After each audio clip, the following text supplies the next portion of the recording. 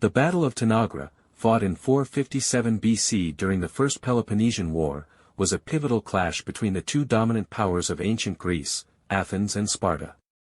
This war had erupted in the wake of the Persian Wars, as Athens, empowered by its leadership of the Delian League, increasingly sought to expand its influence over mainland Greece, often clashing with the interests of Sparta and its allies in the Peloponnesian League.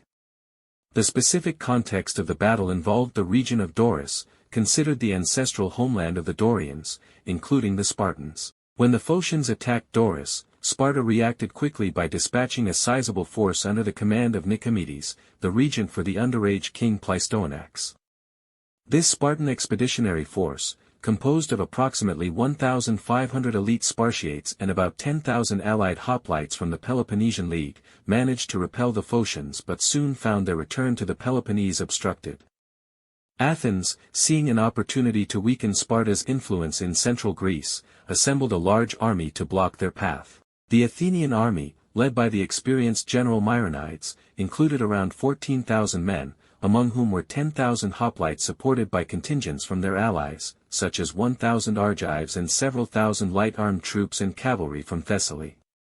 The two forces met near the city of Tanagra in Boeotia, a strategically significant location that controlled key routes through central Greece.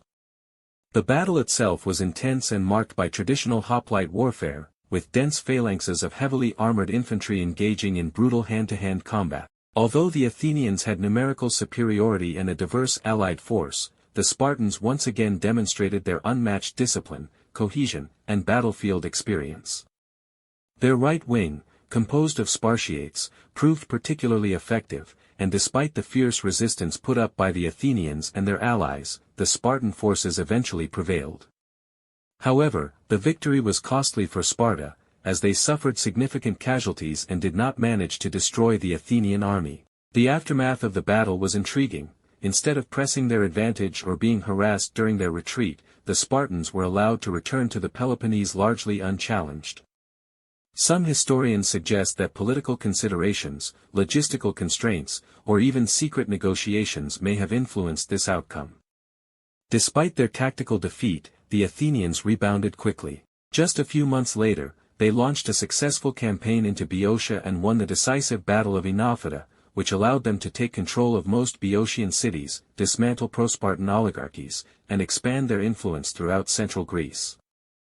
Therefore, while the Battle of Tanagra was technically a Spartan victory, its strategic impact was limited. It failed to stem the tide of Athenian expansion, and in the long term, it underscored the growing capability and ambition of Athens as a military power.